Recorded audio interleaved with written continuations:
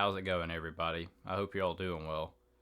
In this video, I would like to break away from the main narrative of my channel to talk a little bit about women's sexual liberation, women's hypergamy, and the societal effects of these two things converging, effects that I believe are being compounded exponentially by this current obsession we seem to have with women's upward mobility and with propping women up into leadership roles. This video will by no means be an exhaustive analysis of the topics at hand. I merely wish to highlight a few of the more obvious issues, at least as I see them. Now, it's rapidly becoming more well known among men that women, generally speaking, are hypergamous creatures. And if you don't know what the term hypergamy means, it's just a fancy way of saying that women like to date and marry upward. Generally, they prefer a man who earns more money than they do, who is more educated and more intelligent than themselves, who is taller and stronger than themselves, and who has a higher level of social status than themselves. Just as men tend to prioritize a woman's looks whenever they're vetting women for dating, these are the qualities that women tend to prioritize whenever they're vetting men for dating. And there's bound to be people who disagree with these statements, but it doesn't change the fact that these assertions are readily observable and readily demonstrable. Traditionally, women's hypergamy has not been much of an issue. In fact, it's really only been within the previous decade that women's hypergamy has been broadly discussed in any meaningful depth, something that I attribute to the fact that it's never really been relevant until now. Traditionally, women have had to depend upon men, and under those circumstances, nobody really had any reason to conceive of the very real possibility that women are biologically hardwired to look up to men.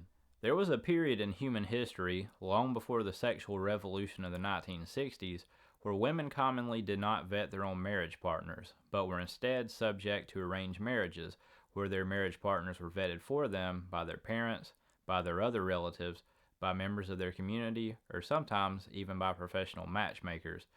For the majority of human history, in fact, women were not tasked with the responsibility of vetting and selecting their own marriage partners, and even after arranged marriages began being phased out in the Western world beginning in the 18th century, these vetting and support structures still remained largely intact, as parents and family members maintained their integral role in vetting and often in selecting the spouses of their daughters.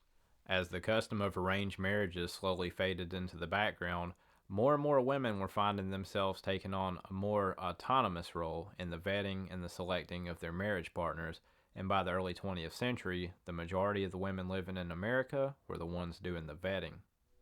Prior to the onset of the so-called sexual revolution, it was the men who worked and the women who stayed home, and the overwhelming majority of breadwinners were men. Therefore, women's hypergamous needs were largely being met. During this period of time, as well as throughout pretty much the entire span of human history, the majority of men stood a fair shot of starting a family. Regardless of whether they were blue collar or white collar, it ultimately didn't matter. Even blue-collar men were able to find a woman who looked up to and valued them because, frankly, women were not making any money during that period of time. So-called low-value men were able to pair up with so-called low-value women, and high-value men with high-value women. As women's status in Western society began to change, especially after the onset of the sexual revolution in the 1960s, this dynamic between men and women slowly began to change. As this trajectory continued, and especially after the introduction of birth control, abortion, and no-fault divorce, American women suddenly found themselves liberated on a scale never before seen by women in human history. Women were suddenly free to date who they wanted, marry who they wanted, divorce who they wanted, and sleep with whoever they wanted without any fear of repercussions. It was during this period of time that an unprecedented number of women began to monetize their sexuality in a manner that can only fairly be described as bordering on prostitution, and began to utilize sexuality as a primary bargaining tool in their quest to secure a marriage partner. The relationship between men and women began to change considerably, and certain groups of men, particularly high-income men, began to enjoy a great abundance of sex on demand, as other groups of men, namely low-income men, began to experience difficulty in securing marriage partners, even among women of the same class.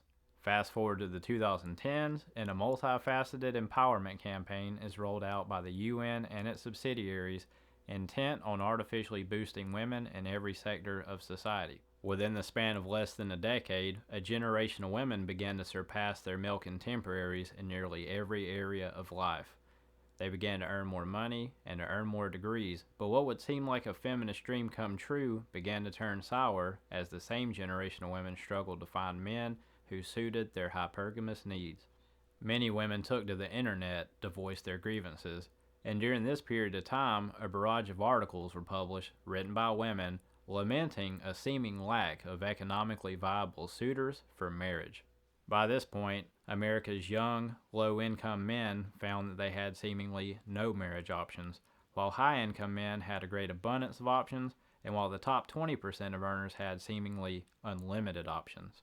A curious phenomenon began to take shape, and as a majority of America's young men found themselves lonelier than at any other point in American history, some women found that they were content to share a high-income earner with 2 or 3 other women, and seemed to prefer it to going out on a date with a low-income earner. Another curious phenomenon began to take shape, namely, an increase in women specifically seeking married men to date.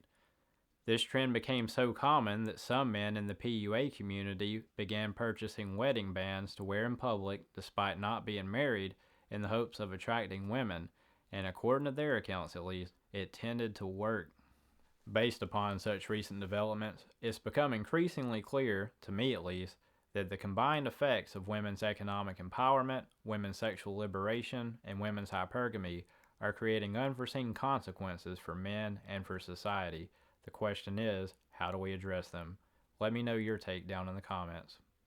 I personally believe that if America continues on the trajectory that it's currently on, it's destined to lead us and our society into greater instability, and I hope that we can take a step back and at the very least reevaluate the notion of empowering women to such a degree to where they surpass men. I believe that such a measure ignores the biological basis on which the genders relate to and perceive one another. Before I cut out, I want to give a quick shout out to Florian Godovitz, Dusty Sutton, and Ahmed Shabazz, 3 guys who have contributed valuable opinions and insights that were ultimately compiled and integrated into this video. I'll see you guys in the next one. Hope you all stay safe. God bless you. Till next time.